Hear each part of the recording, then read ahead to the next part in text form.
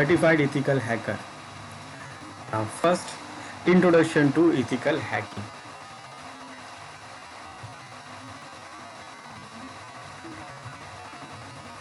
Now first, what is CEH? CEH means Certified Ethical Hacker. Now this CEH is a certification program for an information security professional designed by EC Council, also referred to as a white hat hacker, who systematically attempts to inspect network infrastructure with the consent of its owner to find security vulnerabilities which a malicious hacker can or could potentially exploit. So this certified ethical hacker course, it's a certification program which is designed by the EC Council. EC Council is the international body which also provide other information security programs. One of that is ethical hacker, certified ethical hacker, and it is also referred as white hat hacker. Now white hat hacker, and it do what? It do systematically attempt to inspect the network infrastructure with the consent of its owner. It will try to find the weakness of your network, of your potentially weaknesses of your network, of your system, and it will do what? It will find those problems, and it do that by using the consent of the owner. That means the owner knows that somebody is trying to do these things, so that nobody can say that you are doing illegal thing. It is not like it is illegal, so you do the illegal thing legally. So basically you do the illegal things legally to find the weaknesses in the system and network. So that is the job of white hat hacker actually. So certified ethical hacker is the white hat hacker. Now the program is designed by the EC Council. Now what is EC Council?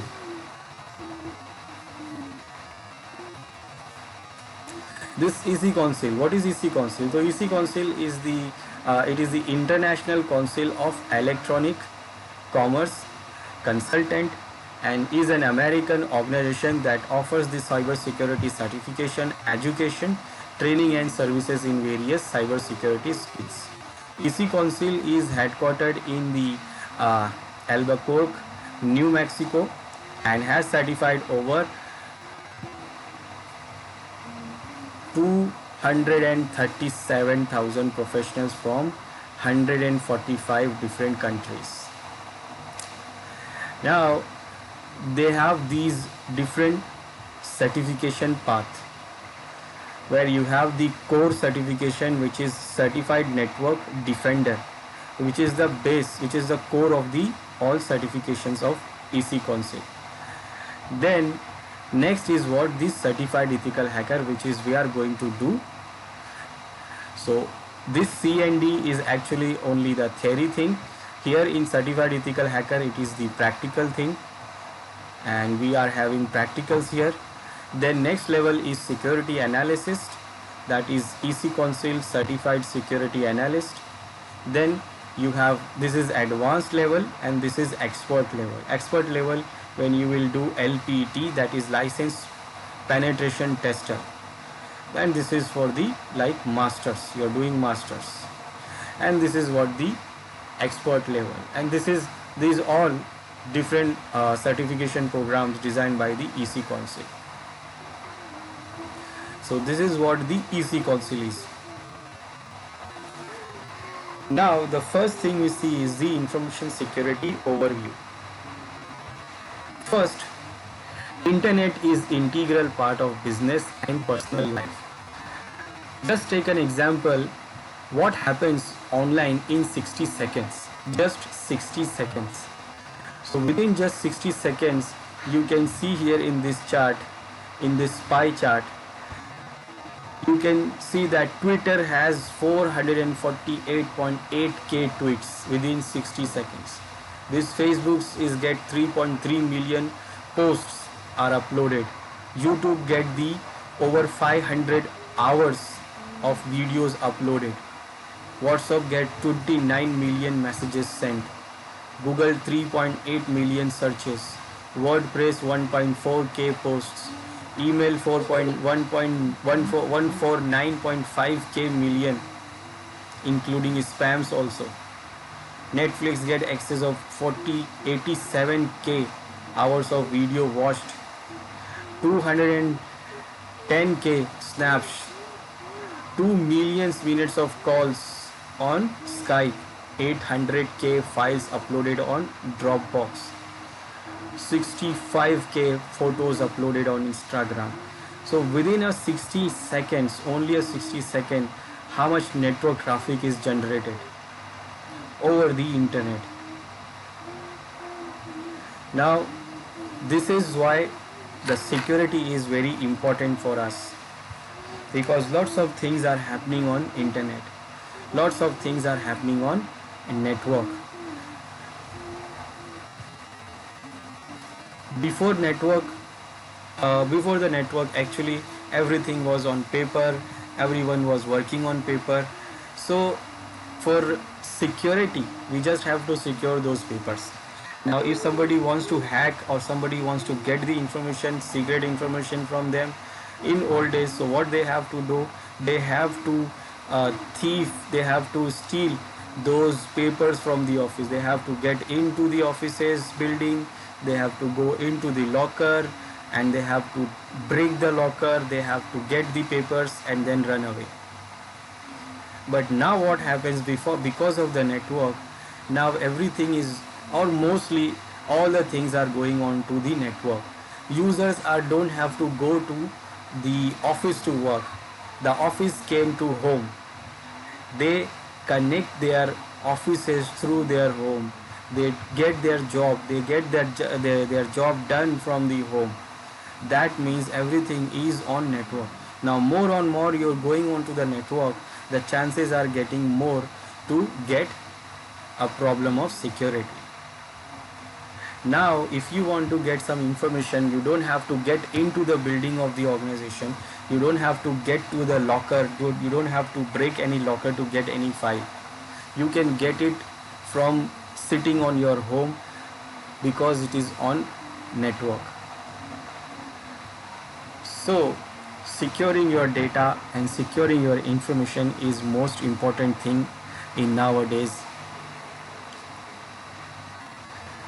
Now before going into this, you should remember the essential terminology of digital hacking or hacking. These are the terminologies of hacking, and these are the words we use in hacking. First is what, like hack value. Now it is the notion among hackers that sometimes something is worth doing or is interesting. It is very simple. Hack value, that means it is what, like suppose I am hacker and I want to hack something. So first what I will do, I will check what is the value of that hack. If suppose I put my all effort, and I have put my all effort to access that or hack that thing, but what is the value of that hack? What is the value when I get that thing?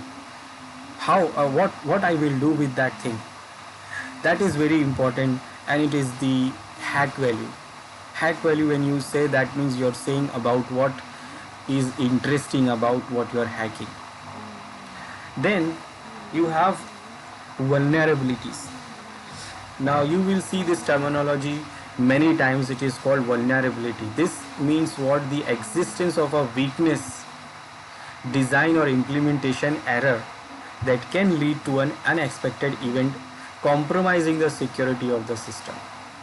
So when you are having some problem or weaknesses in your design of a network or implementation error, then what it will be, it becomes the vulnerability of your system and your network, and it is called vulnerability. Then exploit. Exploit means a breach of IT system security through vulnerability. That means when any hacker uses the vulnerability to exploit or to hack your system, then it do what? It exploit your system. It called exploiting. Then you have payload. Payload is the part of an exploit code that performs the intended malicious action, such as destroying, creating backdoor and hijacking the computer. So exploit payload. Payload means it is a part of the exploit code, like whatever the exploit you are going to use, so you are using the code for that, and those codes are called payloads. And these codes will do what? It will do malicious actions, like they can destroy your system, they can creating the backdoors, they can hijack your computer, they can take the whole control of your system. One more terminology is there which is called zero-day attack. Zero-day attack is that exploit computer application vulnerability before the software developer releases a patch for the vulnerability. This is like, suppose the vulnerability in a system or software which nobody knows or nobody get this. It is for that hacker, that vulnerability will be zero-day vulnerability. Now that vulnerability will be patched when the next update will come for the software. Till then it is what? Zero-day vulnerability for hacker. Then daisy chaining. Now daisy chaining means it involves gaining access to one network and or a computer and then using the same information to gain access to multiple network and computers that contains the desirable information. That means suppose you are having a network of 50 machines, there is a domain or organization. Now I get access of hacker. As a hacker I get the access of one machine there. That means how I get the access of the one machine? By using the same process I can get the access of other machines also. And when I do that, I will do what? I will do daisy chaining. Then we have doxing. Doxing means publishing personal identifiable information about an individual collected from publicly available database and social media. It is simple. You will publish. Hackers do publish the personally identifiable information about the individual. Which they collected from the available database of social media, publicly available database or social medias, and that process called doxing. Then we have bot. Now bot is a software application that can be controlled remotely to execute or automate predefined attacks or predefined tasks. So what bot do actually? It is a small Trojan software which hacks into your system and makes your system as a bot. Now you will not know what is happening in the background, and it will give the access to remote hacker, and the hacker will use your system to execute some predefined tasks which is defined in that bot software, and you will not know that what is happening in the background, and you will become the bot. So these are the terminologies we have in the world of hacking. Now, elements of information security. Now, information security is the state of well-being of information and infrastructure, in which the possibility of theft tampering, and disruption of information and services is kept low or tolerable. So information security is what? It is the state of our information security network or your system, which nobody can do any harm. Nobody can theft or tamper. So because of and for that you have to take care about these elements of information security. That is first, confidentiality. This confidentiality means it is assuring that the information is accessible only to those authorized to have access. That means you are maintaining the confidentiality. That means you are assuring the information will only be accessible to those who is authorized to access it, who is authenticated users. Then integrity. Integrity is the trustworthiness of data or resources in terms of preventing improper and unauthorized changes. So whatever the data you are having or you're sending or receiving, you have to manage the integrity of those data, that it is not tampered or modified by anyone else. That means it is trustworthiness. Then the other element is availability. Now availability is also important. Now when you are wanted to do confidentiality, you wanted to maintain the integrity, you will put lots of restrictions, you will put lots of authentication things. Now these things will not disable the availability thing. This is also an important element of information security. It is to assure that the system responsible for delivering, storing and processing information are accessible when required by the authorized user.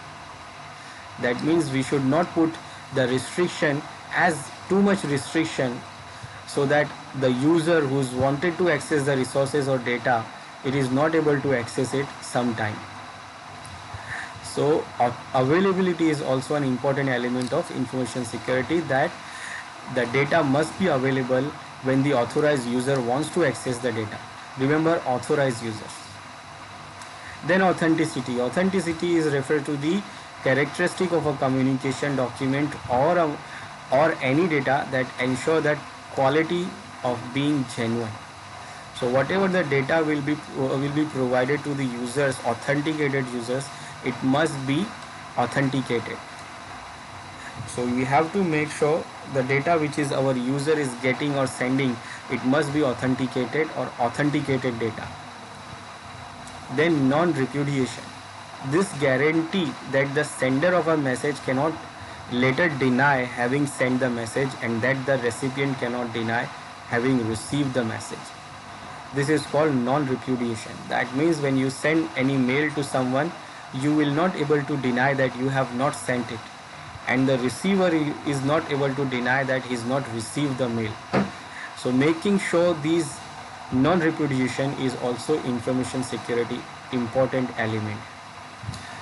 So by maintaining confidentiality, integrity, availability, authenticity and non-repudiation, we can go for the proper secure network, which is not possibly theft, tampering and disruption of information and services.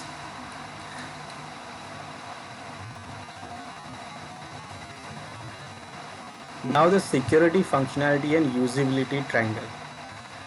This is a triangle which has functionality, usability and security. This level of security in any system can be defined by the strength of three components. So these are the main three components. Functionality, like features of your system, features of your application. Usability, that means it is easy to use, like GUI. Then security means restrictions, more restrictions to secure your network, secure your application, secure your data. Now this is the ball you see here in the middle. Now moving the ball towards security means less functionality and usability. So suppose this ball is your mind. Now if your mind is more concentrating on security thing, then you are getting away from functionality and usability. That means you have to reduce the easiness of your system, that how easy it is getting access to the user. Then you have to reduce some functionality for features also, because as much as feature you put, you are getting more vulnerable. Like in your system, suppose in your machine you are putting this software, you are putting that software, you are putting this software, that software, and how much and you put more softwares, you put more features, and you get more vulnerable, because every software will come with its own vulnerabilities. So when you go for security, you have to go away from the functionality and usability thing. Now if you move your mind towards the usability, then again you will have to reduce the security, you will get away from the security, so that it get easy to use for the user. That means user don't have to put every time authentication, every time these and that to get the access of any data or resources. So you have to reduce some restriction, you have to get away from here. Now if you go for usability, again you have to reduce some functionality also, features, like if you put more features, it will confuse the user. So users will get confused. So as less feature, as simple as it is, it will get more usability, but it will reduce functionality and security. When you go for the functionality, again you're losing the security, you are reducing some security, and also you're reducing the usability also, because more features will get user will get confused sometime. If they say too many features, they say like, oh, how we can use this, how we can use that.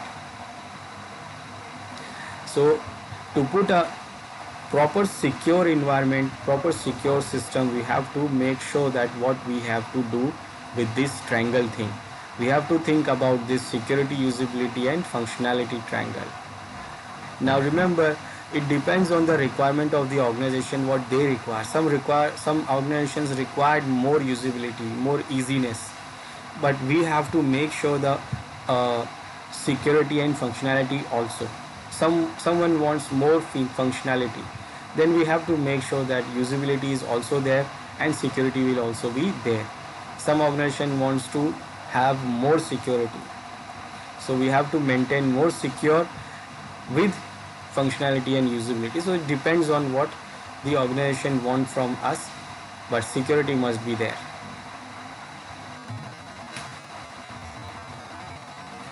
Now the information security threats and attack vectors. First, motives, goals and objective of information security attack. What is the motive of the attack? What is the goal of the attack? At what the hacker is want, what hacker want, and what hacker is thinking about it. So basically attacks is equal to motive, that is the goal, plus the method and plus the vulnerability.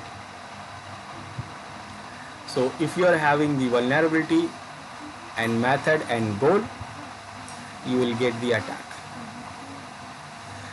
So a motive originates out of the notion that the target system stores or processes something valuable, and this leads to threat of an attack on the system.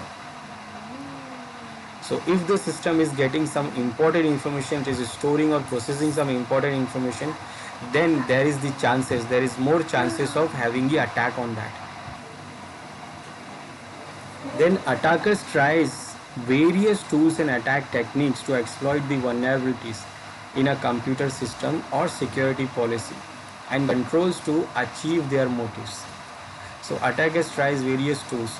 Now there are various tools we have to use and techniques we can use to exploit the vulnerabilities, if the vulnerabilities are there in computer system or security policies, to gain the access of the network and computer systems.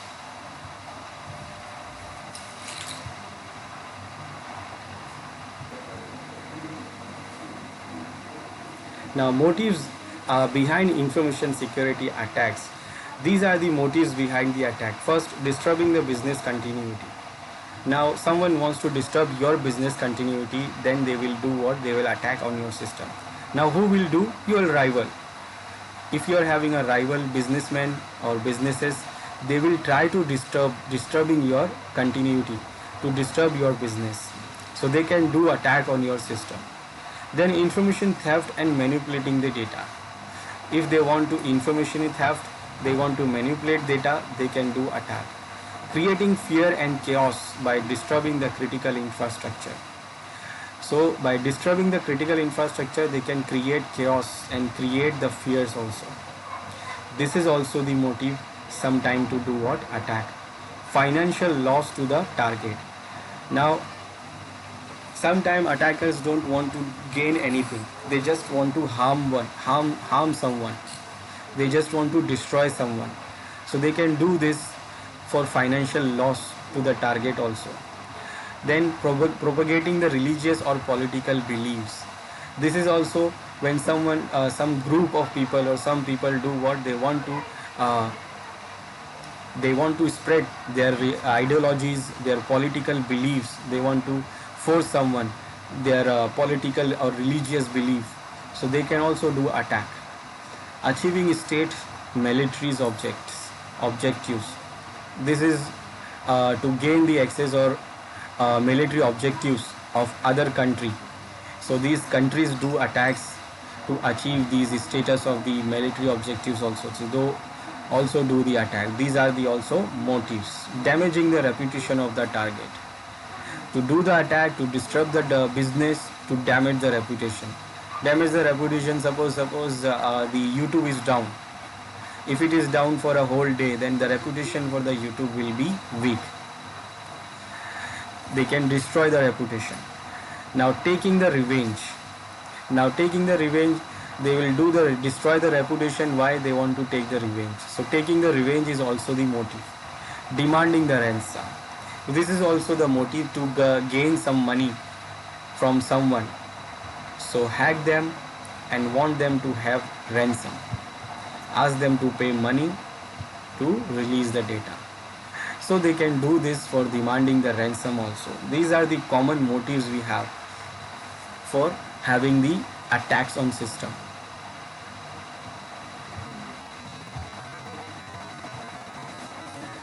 And top information security attack vectors. These are the top information security attacks, like cloud computing threats. Nowadays, cloud computing is very much everywhere. Like everywhere we have now cloud computing available. It is very easy and cheap way of creating the infrastructure. So lots of people are now using the cloud computing thing. Now cloud computing is an on-demand delivery of IT capabilities where sensitive data of organization and their clients is stored. So this cloud computing has on-demand delivery of IT capabilities to store data, to manage the network infrastructure and all that, and they keep the sensitive data of organization on their clients, and the clients is stored. Now flow in one client's application cloud allow attackers to access other clients' data. That means if one client's data is having a problem or flow or vulnerability, then it could be useful for the accessing of other clients' data also. Like I am the client of the cloud computing. I'm getting one virtual machine from cloud hosting services. Now I am the client of that cloud computing. Now I will use my client as a just like anything. Like I'm not using securely. So my machine is getting problems. It is getting vulnerabilities. Now my machine's vulnerabilities can lead to access the other client machines also. Then advanced persistent threat, APT. This APT is an attack that is focused on stealing the information from the victim machine without the user being aware of it. So you don't know what is happening in your machine, and the attackers will get your information. So stealing the information like this, also the security attack vector. Then viruses and worms. Now viruses and worms are the most prevalent networking threat that are capable of infecting a network within a second. So most of the attacks did happen because of these viruses and worms, and it can do quickly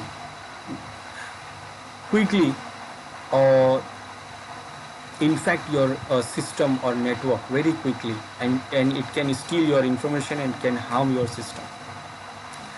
Then we have ransomware. Now ransomware is a kind of virus. It's a kind of virus. This ransomware restricts the access to the computer system's files and folders and demands online ransom payment to the malware creator, and in order to remove the restriction. This ransomware do what? It restricts the access of all your files, important files and folders. Basically it will do what? Encrypt all the files, all the document files, PDF files, PPT files in your system. And when you try to access those files, it will give you the message that if you want to decrypt the file, the key will be given to you only when you go to this link. Now when you go to that link, it will ask a ransom for that. That means it will say you have to pay some money to get the key. And these kind of viruses, it is basically done by the viruses. So this kind of viruses is called ransomware virus, and it do what? It do encrypt your important files. Now we are having lots of things on mobile. So mobile is also having a threats. So focuses of attackers has shifted to mobile devices due to increased adoption of mobile devices for businesses and personal purposes, and comparatively lesser security controls. Previously, in old days, the mobiles was not smart, so not connected to network, so it is not easy to do something on mobile. But nowadays, mobiles are very much smart like a PC, and it is also connected to internet and network, and most of businesses are using the mobile for their business purposes. So this is also now under the threat, and attackers has shifted their focus to mobile also.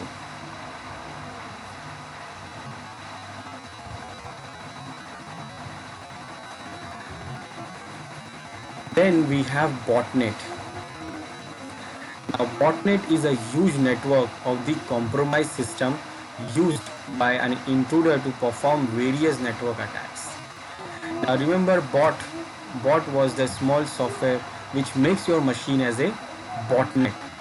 So when you are affected by the bot, your machine will become botnet.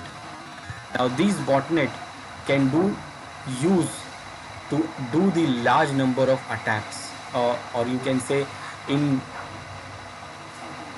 huge amount of network traffic, to generate the huge amount of network traffic. Sometimes suppose hacker wants to attack on some server, but the server is more powerful than the attacker. Like suppose if you are having a server is working on 10 Mbps link. Now he's having a 10 Mbps link, and I am the attacker and I am having only 1 Mbps link. Now if I try to do attack on that server, how much, no matter how much I try, I cannot go more than 1 MB, and the server will easily take the attack. It will not have any effect on the server because it is having 10 Mbps. Now what attacker can do, it can collect lots of botnet, like it can convert lots of different machines as a botnet by using the bot, and then it will do attack on that server. Now I am having only 1 Mbps. Now if I collect 100 of botnets with 1 Mbps, then my network will become 100 Mbps, and server's network will be on 10 Mbps. Now when I attack with the 100 Mbps speed, then 10 Mbps network will be attacked, and it will not be able to handle that. Now that is what done by the botnets, but first you have to make machines as a bot. Now insider attack. Now insider attacks are also most critical. It is an attack performed on a corporate network or on a single computer by an interested person, that is insider, who has authorized access to the network. Now that means attacker do hire or do lure some insider who's working inside the organization. They lure them, they give them money or something, and they want them to do attack on the system from inside. That is very critical attack, and attacker can also do this by joining the organization. It can join the organization as a normal employee and it get into it, and then it can do the attack from inside. Then phishing. Phishing is the most successful attack, I can say. Nowadays phishing is most successful attack. This phishing is the practice of sending an illegitimate email falsely claiming to be from a legitimate site in an attempt to acquire a user's personal or account information. Now this phishing is doing what? It is sending illegitimate email. Like I'm sending you the mail, and it will look like it is coming from a genuine, legitimate site, and I will try to get your information. Like I get mostly information. I get most mails from the Apple. I get mails like it says your Apple ID is blocked, and if you want to open your Apple ID, then please click on this link. Now these mails are phishing mails. I never ever had any Apple device in my life, and I don't have any Apple ID, but still it is sending me mail that your Apple ID is blocked. Now when you click on that link, so it will take you to the phishing site where it will collect your information. It will collect your personal information, and maybe it will collect your account information. And if you provide those informations, then you are get into it, and then they can use your information to access into your system, and then they can attack. Then you have web application threats. Now attackers target web application to steal confidential, set up phishing sites, or acquire private information to threaten the performance of the website and hamper its security. So applications, we have all the sites are working on web applications, so lots of web applications are there, and if the developer is not properly made the application, if has the vulnerabilities, so it can be used to attack these applications to get the steal the credentials used to set up the phishing site. They can acquire the private information, and they can use that private information to threaten the website performance, and it can hamper its security also. Now we have the new things. Nowadays we have new things which is called IoT. IoT is that it is called Internet of Security, Internet of Things. It is called Internet of Things. Nowadays you have smart, different things like you are having the LED lights, which is the part of IoT, which you can manage from your network device like mobile. You are having the television, you are having the different things like those small things, your fan, your LED light, those different things are also can be managed by your mobile system or remotely. Those are called Internet of Things. These IoT devices includes many software applications that are used to access the device remotely. So to access the device, to access these fans, these LEDs, you have lots of different softwares. Now flows in the IoT device allows attacker access into the device remotely and perform various attack. So if you are having these applications which is used to access those IoT devices, so if those applications are not properly designed, so attacker can get the access of those devices, and they can do different attacks with those devices also.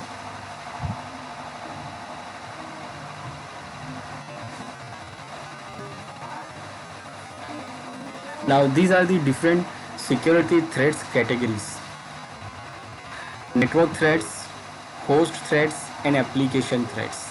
Network threats, that means information gathering from network, sniffing and eavesdropping, spoofing, session hijacking, man in the middle attack, DNS, ARP, poisoning, password based attack, denial of service attack, compromised key attack, firewall and IDS attack. Now these are the types of network threats. Then host threats are malware attack, footprinting, profiling, password attack, denial of service attack, arbitrary code executions, unauthorized access, privilege escalation, backdoor attacks, physical security threats. Then application threats are improper data input validation. Now authentication and authorization attack, security misconfiguration, information disclosure, hidden file manipulation, broken session management, buffer overflow issue, cryptography attacks, SQL injection, phishing, improper error handling and execution management. So these are the different threats of These are the different categories of security threats: network, host, and application threats. So we will see these threats in this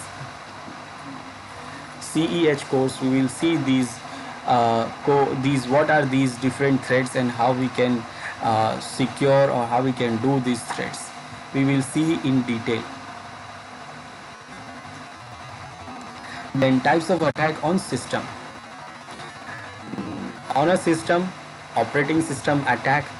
This attack means attackers search for the vulnerabilities in an operating system design, installation, or configuration and exploit them to gain access to the system.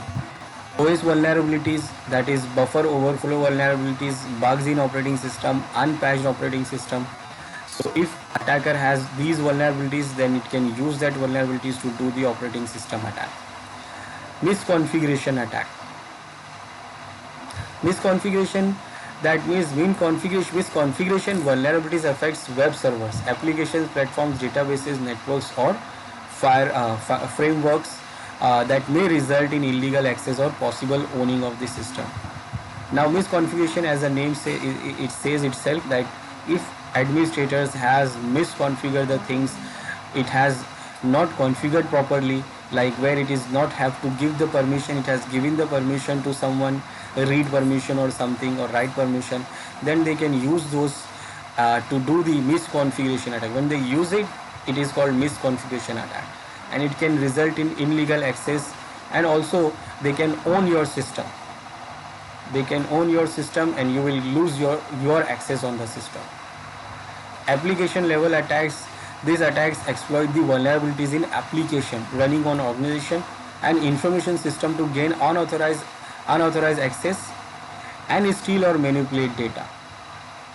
This application level attack, like buffer overflow, cross-site scripting, SQL injection, man in the middle, session hijacking, denial of service, etc. These are all application level attacks. Then shrink wrap code attack. Attackers exploit default configuration and settings of the off-the-shelf libraries and code. Now, if you're a programmer, if you're a web developer or software developer, then you know you have to do lots of coding. Now, lots of coding. What some programmers do, to save some time, they try to use the on-the-shelf libraries and codes. Now, libraries, that means these are the required file to create any applications. There are lots of libraries are there. So attacker can do what? They can manipulate those libraries. They can change those libraries with their own libraries. They can change the code and put some harmful code inside the existing code.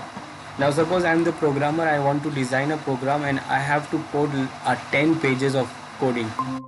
Now if I want to do the 10 pages of that coding, I have to write it manually. So if I am a programmer and I want to write the 10 pages of coding for an application, so I feel like I will write the 10 pages. Let's get it from internet.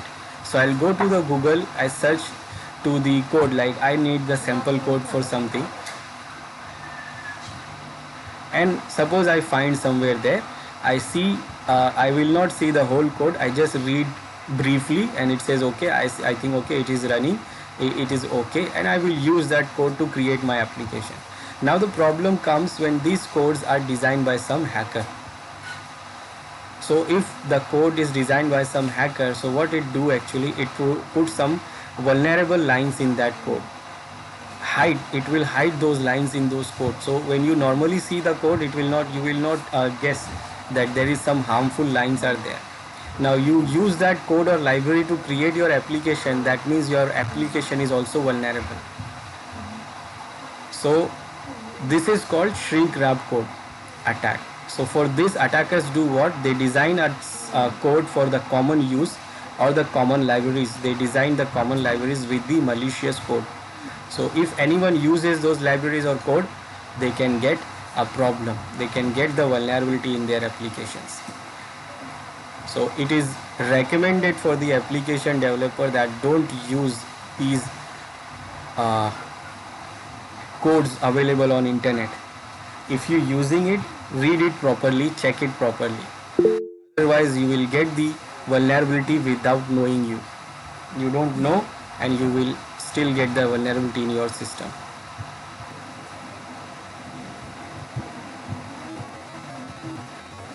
Now what is hacking? Now hacking refers to exploiting the system vulnerabilities and compromising the security controls to gain unauthorized or inappropriate access to the resources. It involves modifying the system or application features to achieve a goal outside of the creator's original purpose. Then hacking can be used to steal, pilfer, and redistribute intellectual property, leading to business loss. So very simple, hacking means gaining an access where there is no access to you, inappropriate access on the system, manipulating the applications to do the work which is not meant to do that work. Also steal the information from the businesses that will lead to the loss of the business. Then who is the hacker? Now, intelligent individual. Remember, hacker is the intelligent individual with excellent computer skills, with the ability to create and explore into computer software and hardware. Now, for some hackers, hacking is a hobby to see how many computers or network they can compromise. It is just an hobby, and their intention can either be to gain knowledge or to poke around to do illegal thing. So some hackers do hacking to gain some knowledge, or just to do also just poke around and do some illegal things. So some do hacking with malicious intent behind their snippets, like stealing business data, credit card information, security, social security numbers, email passwords, and etc. Now these are the classes of hackers. These are the different classes of hackers. So when you say about hackers, so these are the different classes of hackers we have. Number one, black hat. Now when you say black hat, these individuals with extraordinary computing skills, restoring to malicious or destructive activities, and are also known as crackers. So the hackers which do the illegal things, destructive things, they are called black hats. Then we have white hats. Now white hat is the individual's professional professing hacker skills and using them for defensive purposes, and are also known as security analysts. They have permission from the system owner. So the hacker which do the defensive thing, like it do the hacking, but it do for the defensive purpose. That means it do the same thing what the black hat do, but it will do by the permission of the system owner. That means system owner wants to know what is the problems and what is the vulnerability in their system, and they want to do what? They want to test it, and for that they do allow the hacker to do this, and doing the knowledge of the owner, it becomes what? White hat hackers. But it will not harm the system. It will go to the potential, it will go to the limit where it can be hacked, it can harm. So it will just make a note that this can be a problem and it can harm the system, but it will not harm the system. But the black hat will do harm the system. Then we have grey hats also. Now grey hats is the individuals who works both offensively and defensively at various times. That means they don't have a proper motive, like proper things. Like it can go either black hat way, it can go either white hat way. It can say, you can say like which is more beneficiary. If it feels like benefit in going for the black hat, so it can go for the black hat thing.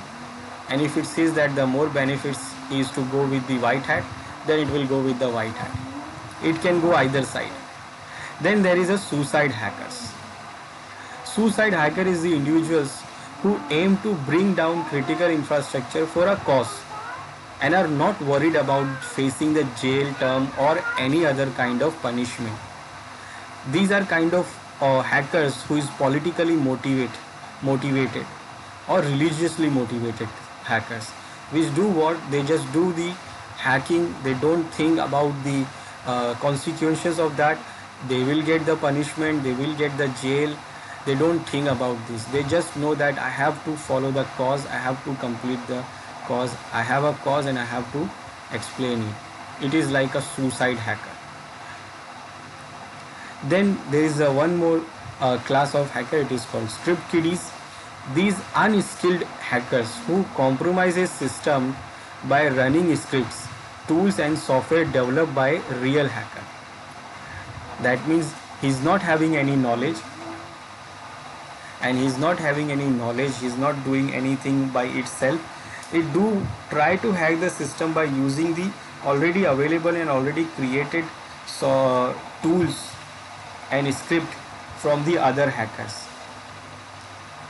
So it will called what? Script kiddies. Then cyber terrorists. Individuals with the wide range of skills motivated by the religious or political beliefs to create fear by large scale disruptions of a computer network. And it is what? Cyber terrorists. Then state sponsored hackers also there. These individuals employed by the government to penetrate and gain top secret information and to damage information systems of other governments. So most of the governments do these things secretly. They will not admit it, but they do these things secretly to damage and to collect the information, secret information from other governments. Then hacktivists. These individuals who promote a political agenda by hacking, specifically by defacing or disabling websites. It is just the disabling some sites or defacing the sites. Like they will hack some site and put a banner on their banner on the site of their political agenda. They will not do any harmful thing. They will not do harm anything. They just want to express their political agenda. They are what? Hacktivist. It is called hacktivist.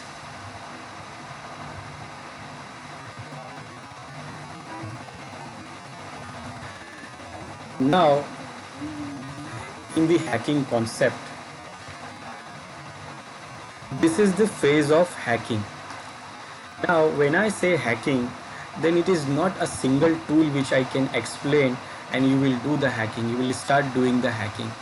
Hacking is not a single tool which you use to do the hacking. There is no single tool, there is no single software you use, there is no single way you use to do the hacking. Hacking is basically a process. It's a process, and in that process you have 5 phases. In that process you have a 5 phase, and those phases, when you do those phases properly, then you can do some kind of hacking. Now, for doing those phases, you have multiple different tools available, multiple different applications available. It is not like you can just use one application and you do everything. It is not like that. There is thousands of different applications and tools to do the single thing. But the important thing is the phase of this hacking.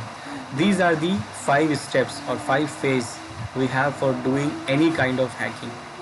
The first phase is reconnaissance, then is scanning, gaining access, maintaining access, and then clearing tracks. So by following these 5 steps or 5 phases properly, we can do some kind of hacking. And for doing these phases, we need a different tools and multiple different applications.